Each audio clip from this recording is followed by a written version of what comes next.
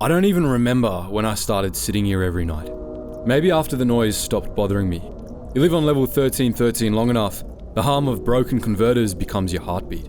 The hiss of leaking pipes is the lullaby that keeps you sane. People say Coruscant's the shining center of the galaxy. They say that on the upper levels, where light actually comes from a sun.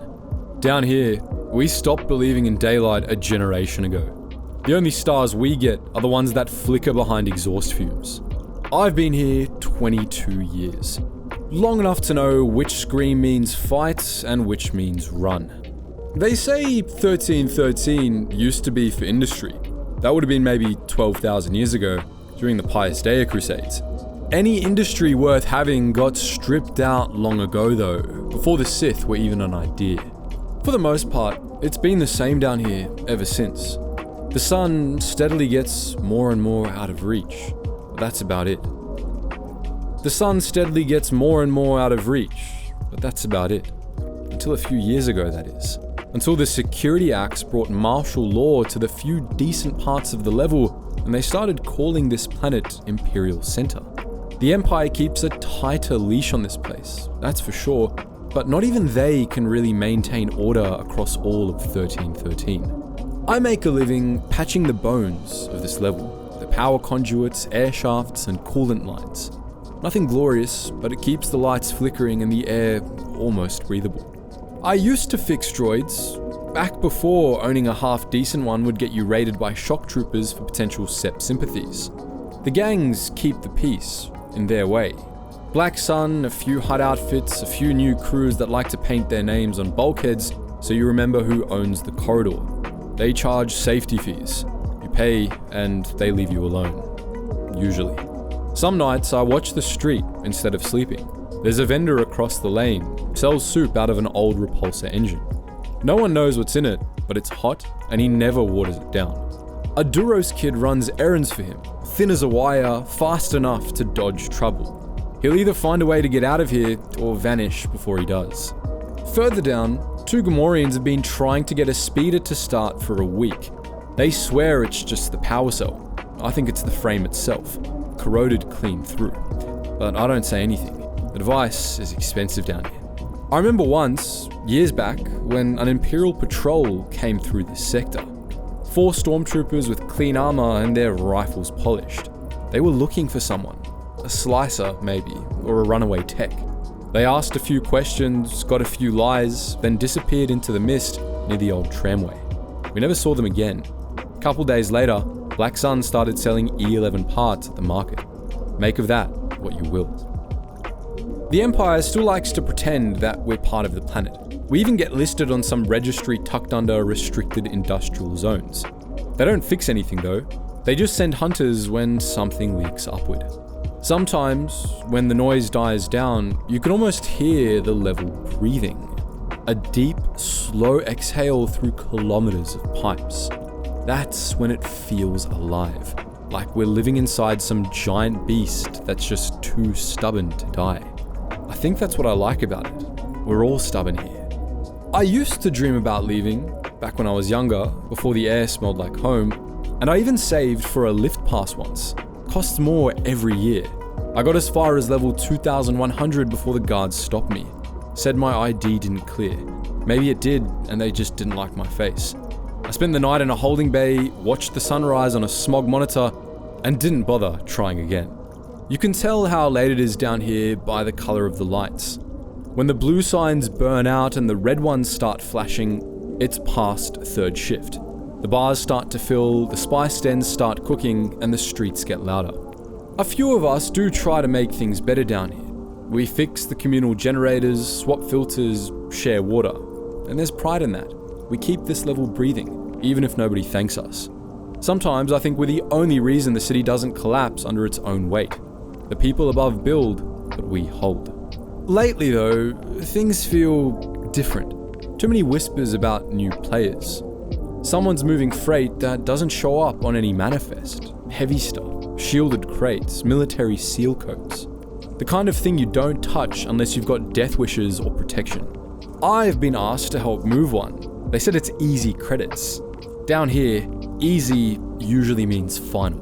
Still, credits are credits, and I've got rent and lungs that need filter replacement. Funny how it all circles back to the same thing. Keep breathing, keep working, keep waiting for the next crack in the wall. We patch the city together so it can keep crushing us, and we call that survival. I look out there and I think, maybe the galaxy's real face isn't in the Senate chambers or the Imperial Palace. Maybe it's this: rust, neon, noise, and people too stubborn to quit. This is the part of Coruscant no one wants to see. But if you ever want to understand the city, really understand it, you start here. You start where the light dies and everything else keeps going anyway.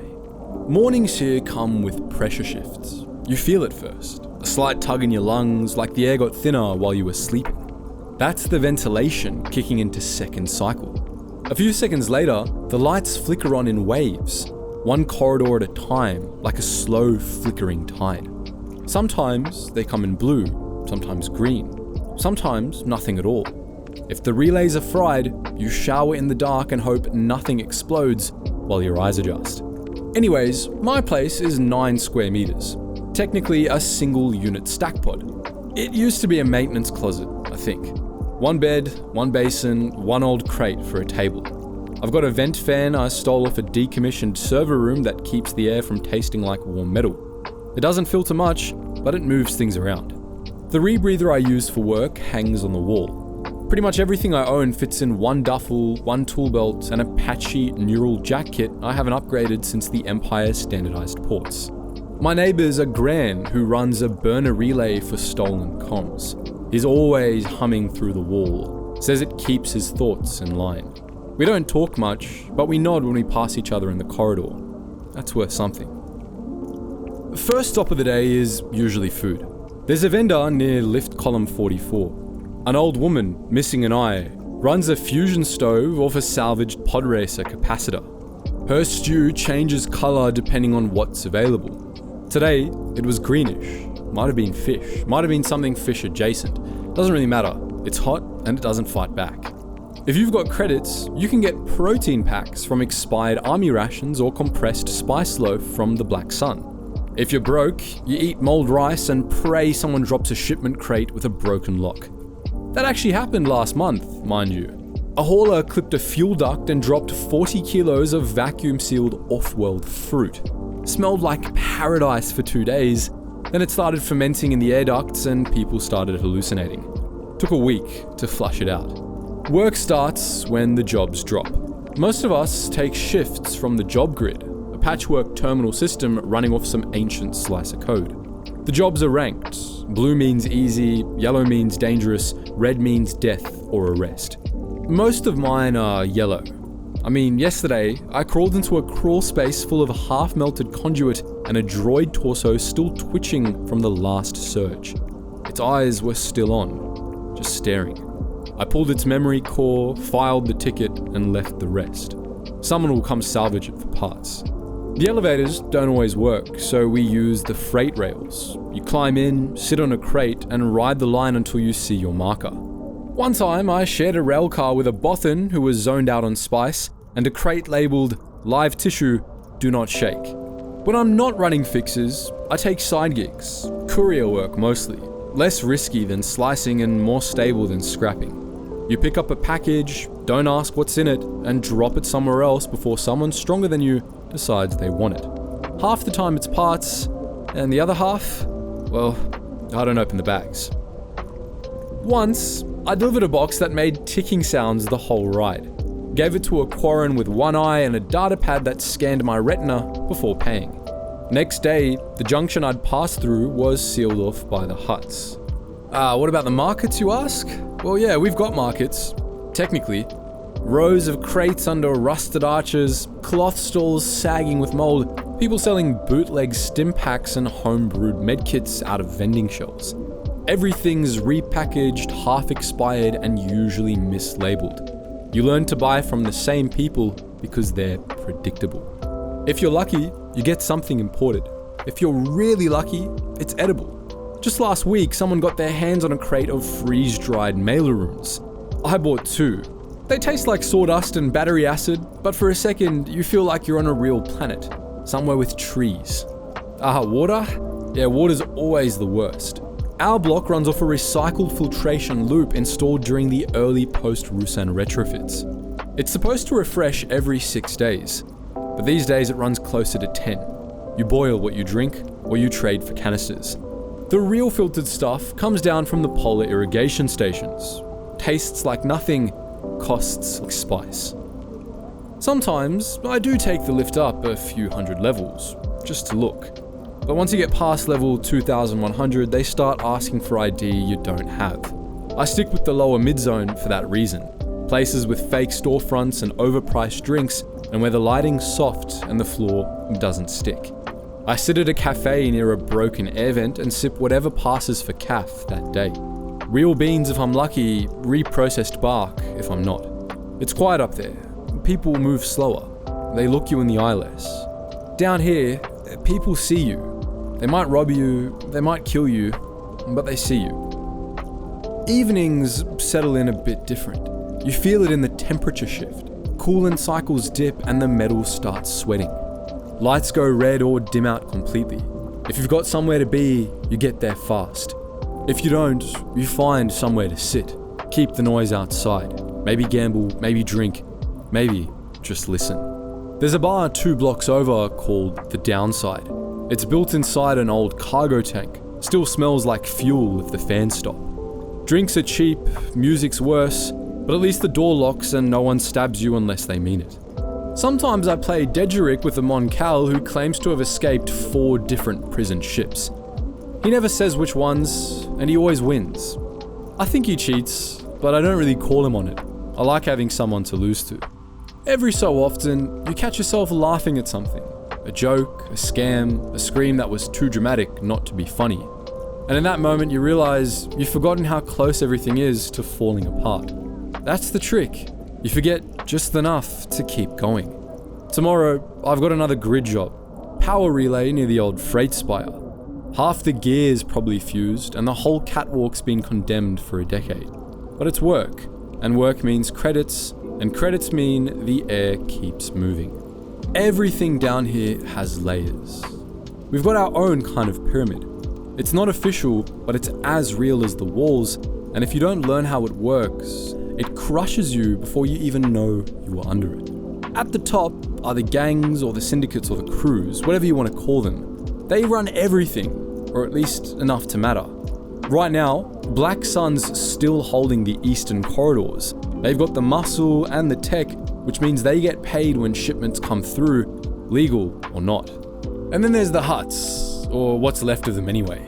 Most of their power evaporated after the clampdowns, but they've still got spice routes and enough hardware to make a point. They hang on to their slice of 1313 with stims, threats, and bribes. You see their mark near the vent towers, a barbed trident with spurs, painted in blood or coolant, depending on the message. There's smaller players too, independent crews, fringe gangs, ones that popped up in the vacuum left behind when the Empire swept the big names off the higher levels. Half of them are barely organized to keep their own lieutenants from backstabbing each other, but they're dangerous in all the ways that matter. Yes, security you ask? Yeah, that's a joke. Imperial presence across most of 1313 is basically non-existent. Technically, we're still under martial law, but no one's coming to check our permits. The few officers we do see are either corrupt, drunk, or moonlighting for the syndicates. We've got private forces instead. Corporate mercs in knockoff armor, carrying stun batons and quick temp licenses to kill. They're not here to protect anyone though. They're here to secure assets. You mess with a data line that belongs to a top-level corp? Well, suddenly they care. Suddenly you get a visit from a 6'4" recovery technician with a blaster cannon and a gash across his helmet. Then there's the bounty hunters. You hear them before you see them. Boots too clean, gear too advanced, the kind of confidence that comes from knowing they're above the food chain. Some work for the guilds, some freelance, and most just follow the money. One time, a hunter walked into a noodle bar mid-rush. He pointed at a kid no older than 15. The whole place froze. The kid stood up, turned to leave, and the hunter stunned him cold. Dragged him out by the ankle and paid the cook for the spilled drink, and then was gone. That was 3 years ago. Nobody's touched that corner since. But power isn't always loud.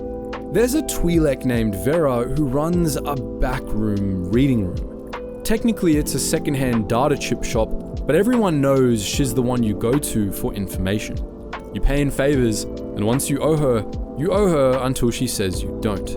I owed her once. I moved a crate, didn't even know what was in it, and I didn't ask. I still don't. But a week later, someone shot at me from a scaffold. Missed just barely. Vera sent flowers the next day, real ones, with a note that said, "Debt repaid." These days, I really don't like working blind unless I have to. Anyways, below all of that, there's us, the ground layer, mechanics, haulers, patchers, and runners. We keep the vents running and the lights bright enough to be called on. We build new out of old, rewire old escape pods into med bays, slice vending machines into food replicators. One guy on H-Deck turned a ship-grade carbon scrubber into a brewery. Best rot gut in the quadrant. We keep the level breathing. And while everyone above us might pretend we're nothing, they know that if you stop fixing things, the whole place collapses. Literally. One power relay goes and it cascades through the block. I've seen it, I've patched it, and I've buried people after it. Some try to rise through it and play the game, climb. You make deals, you sell pieces of yourself, one connection at a time. You earn favor, burn bridges, betray your friends for a sliver of stability. Maybe you get a badge, maybe a territory, maybe even your own crew. But most don't make it. You either get bought, bled, or broken. Or worse, you get forgotten. Used until your name stops opening doors, then dropped into a vent shaft and replaced. I never try to climb, not really. I've seen the view from halfway up, and it's not any better. Just colder, more empty. You trade neighbors for assets, friends for liabilities. The closer you get to the top, the less you weigh as a person, until the only thing keeping you afloat is how scared people are of your fall. Down here, I'm just the background, and that's how I like it. Still, sometimes you wonder, what if things were different? What if someone brought order down here that wasn't built on threats and spice routes? What if the Empire actually cared enough to fix something? That sounds spooking you a little bit? Well, that's a sound you learn to live with down here. A vibration more than a noise. Some people call it the pulse. Some say it's leftover reactor noise, bleed from the city's core systems. Some say it's the city breathing. Me, I don't call it anything. I just notice when it changes. You hear a hitch in the tone, a hiccup in the fans, a change in pressure, and that's your warning. Something's about to go wrong. Everything down here is old, older than most of us. Layers built on layers, patched over with scrap, stitched together by hands that are long dead or long gone. There are systems running that nobody remembers installing. Entire blocks powered by backup batteries that were never meant to last past the Doctavus era. And yet, somehow, it still works. Barely, but it works. The tech here definitely isn't pretty. It's a miracle of brute force and dumb luck. You take 3 broken parts, weld them into one slightly less broken part, then reroute the power through a conduit that was never meant to handle that much juice, and pray it holds. Sometimes it does, sometimes it explodes. Another thing you get used to down here is that the walls sweat. And that's not even a metaphor. Temperature regulation in 1313 is a joke, and humidity seeps through the pressure leaks and cracked seals. The bulkheads drip condensation from every surface, especially near the old reactor stacks.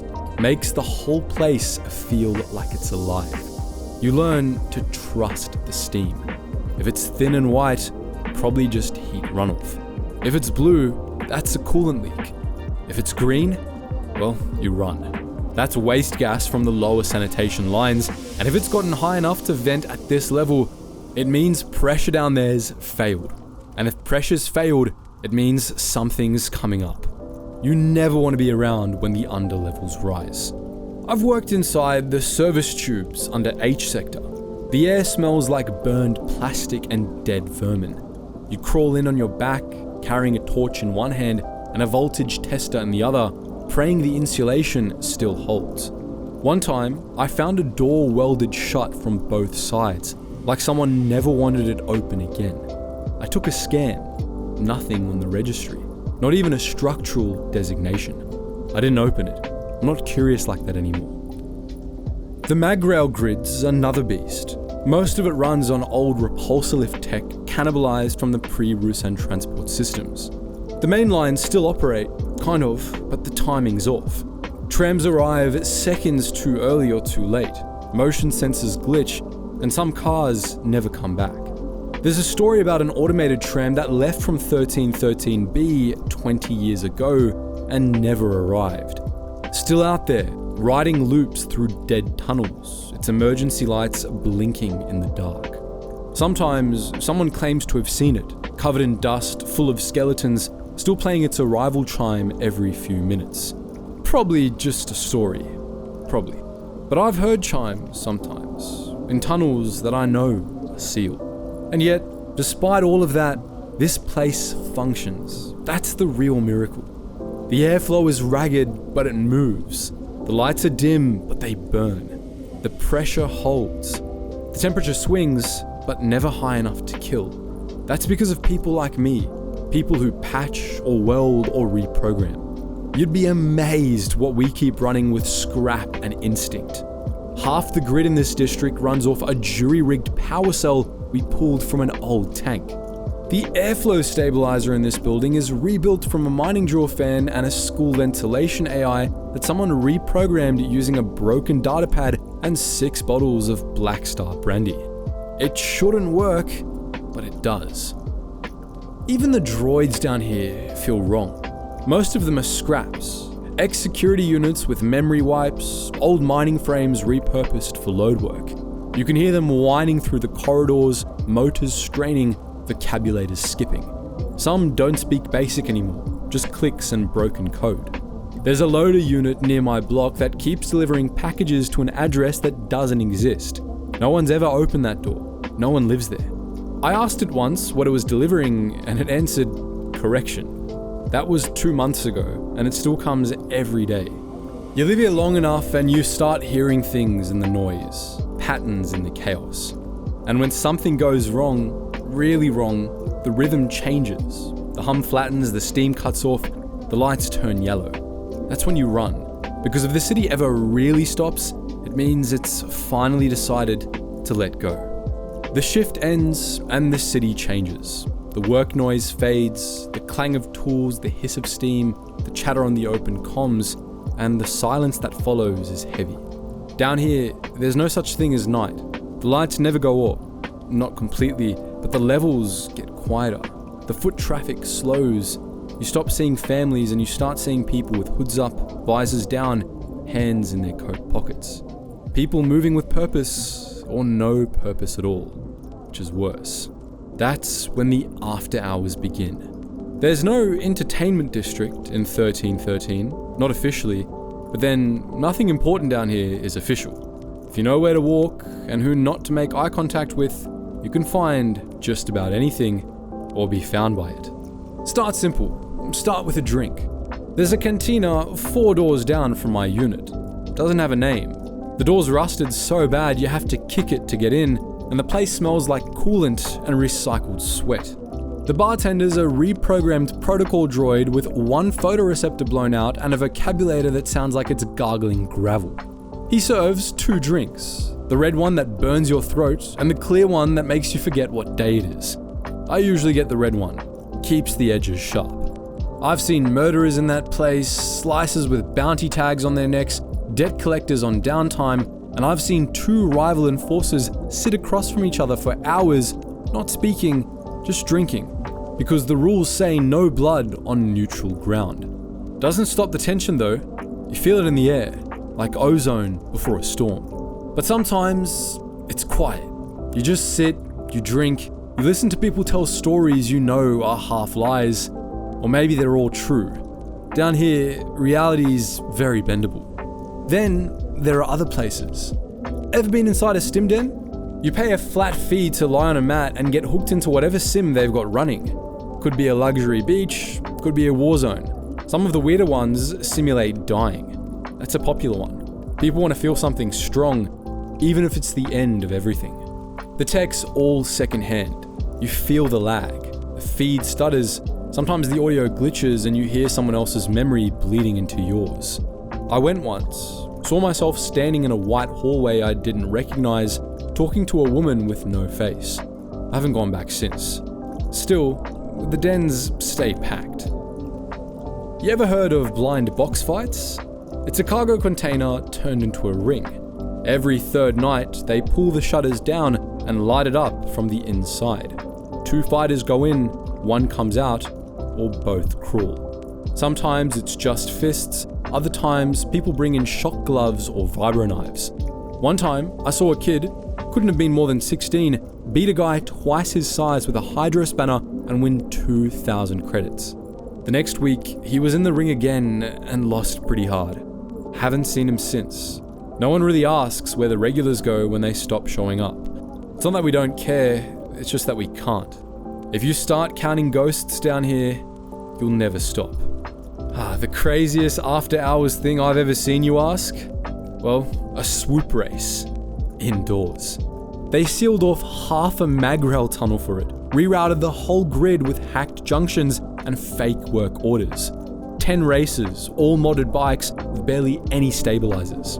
I stood on a catwalk while they screamed past underfoot, exhaust vapor kicking up into the lights. One wrong angle and those things would have torn through the crowd like razors. And the people were cheering. Somehow, no one died. That night anyway. The racer who won was this little Mirialan woman, maybe 20. She didn't say a word and took the pot, nodded once, and vanished into the lift shafts. A legend for a week. Maybe she's still racing, and maybe she crashed somewhere and nobody found her yet. Of course, not everyone goes looking for adrenaline down here. Some just want comfort, or the illusion of it. There's a vendor cart that rolls through my block around 0200. Old astromech droid hauling a cracked heating element and a cooler full of mystery meat skewers. They smell amazing. I don't ask what's in them though. Nobody does. There's a girl, human I think, but always in a hood, who sits by the east airlock and sings into a broken comm mic. Her voice carries through the ductwork. I've never seen anyone pay her, but she shows up every night. Some people say she used to be a performer on the surface before she got blacklisted. Others say she's mad. Me? I think she just likes being heard. And then there's the quiet places. The ones you sit with your back to a wall and try not to think. Where you drink caf that tastes like rust and recycled despair.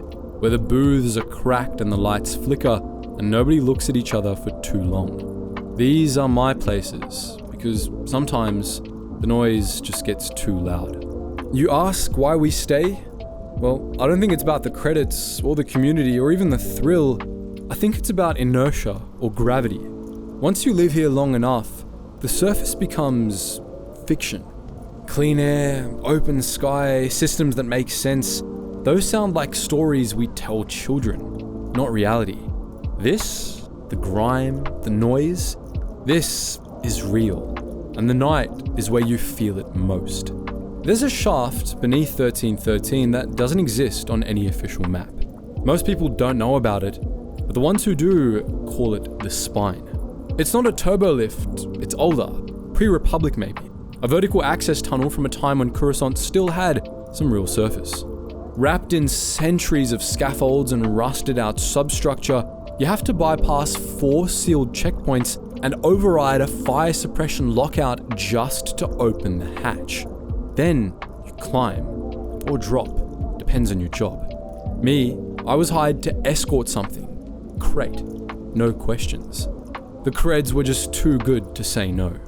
They briefed me in a medbay that had been stripped for parts. 2 people, both masked, both wearing old Senate issue armor with the insignias scraped off. They said the package came from off-world. They said it wasn't dangerous.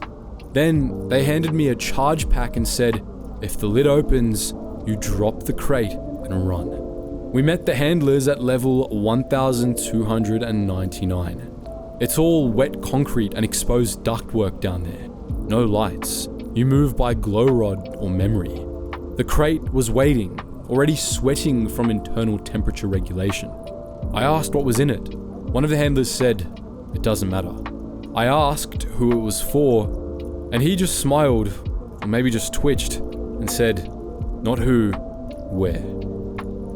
We started the descent at 0300. Me, 2 handlers, 1 rep from the buyer, and a lifter droid carrying the crate. The tunnel swallowed us fast.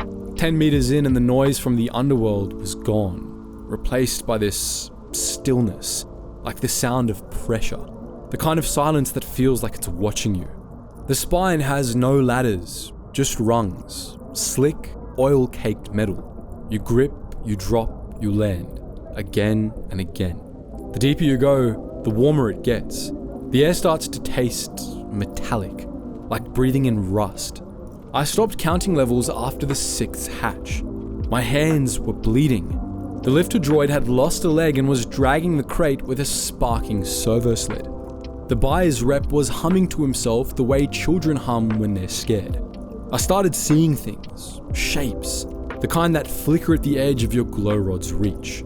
Movement in crawl spaces too small for anything human. Sounds with no direction. Pipes that pulse like veins. At one point, the rep stopped and said, "This part used to be a temple." Somewhere below us, something screamed. A pressure wave of sound that made our bones ache. One of the handlers dropped his blaster. The other drew his and said nothing.